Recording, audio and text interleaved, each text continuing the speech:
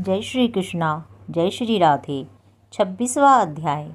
सूत जी कहने लगे, हे ऋषियों, भागीरथ के वंश में सोरदास नामक एक राजा था। उसके पुत्र का नाम मित्रसह था, जो गुरु वशिष्ठ के श्रापवश राक्षस हो गया था। गंगा जल के प्रभाव से उसने भी परम पद प्राप्त किया। तब ऋषियों ने पूछा, हे सूत जी, गुरु वशिष्ठ जी ने मित्रसह को किस कारण श्राप दिया? कृपा करके यह कथा विस्तार पूर्वक सुनाइए। सूत जी बोले, हे ऋषियों, एक समय अति धर्मज्ञ राजा मित्रसह अपने कुछ साथियों सहित शिकार खेलने के लिए वन में गया, जहाँ पर उसने अनेक मृगों का शिकार किया। फिर भूख और प्यास से दुखित हो नदी के तट पर आया। राजा रात्रि भर वहाँ पर रहा और प्रातःकाल होते ही शिकार की खोज में पुनः चल पड़ा। कुछ दूर जाकर राजा ने देखा कि पर्वत की गुफा में एक व्याघ्र और व्याघ्री मैथुन कर रहे हैं। राजा ने उन्हें देखते ही धनुष पर बाण चढ़ाकर उन पर छोड़ दिया। व्याघ्री बाण लगते ही तत्काल वहीं पर गिर पड़ी और थोड़ी ही देर में उसने प्राण त्याग दिए।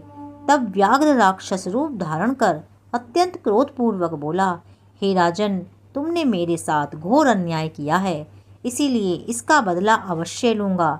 इतना कहकर राक्षस दुखित होता हुआ वहाँ से चला गया। तत्पश्चात राजा ने नगर में आकर अपने मंत्रियों से संपूर्ण वृतांत कहा।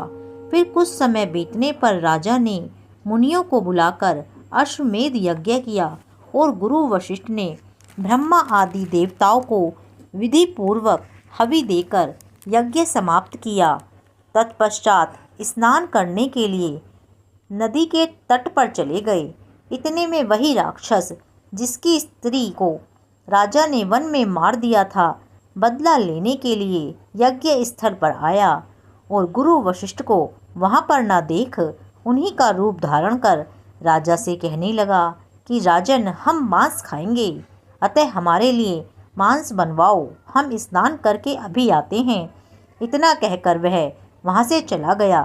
फिर उसी राक्षस ने रसोइये का रूप धारण कर मनुष्य का मांस पकाकर राजा को दिया।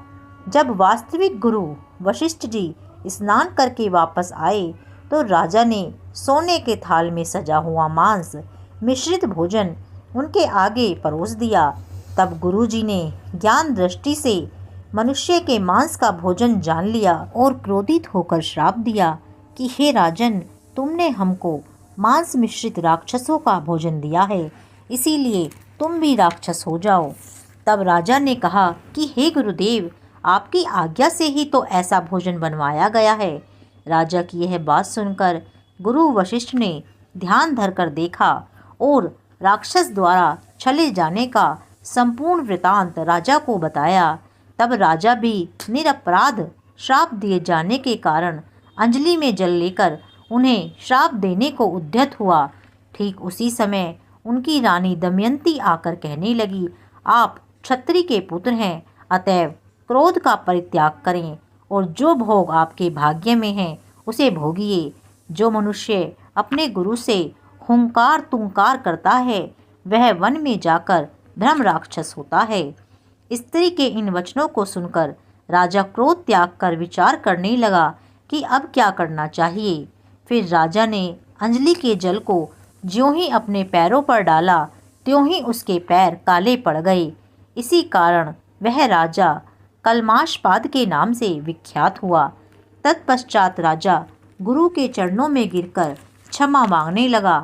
तब वशिष्ठ जी ने कहा, क्योंकि यह पाप अनजाने में हुआ है, इस कारण मेरे श्राप का प्रभाव 12 वर्ष तक रहेगा।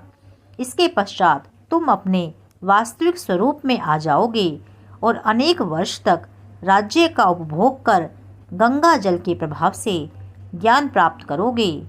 फिर भगवान विष्णु की सेवा करते हुए अंतकाल में परम शांति को प्राप्त होंगे। इतना कहकर गुरु वशिष्ठ जी अपने आश्रम को चले गए और राजा राक्षसी देह धारण कर निर्जन वन में भूखा प्यासा फिरने लगा। फिर अनेक कष्ट सहता हुआ नर्मदा नदी के तट पर आया और वहाँ भी पशु पक्षी मनुष्य तथा सर्प आदि खाकर विचरण करने लगा।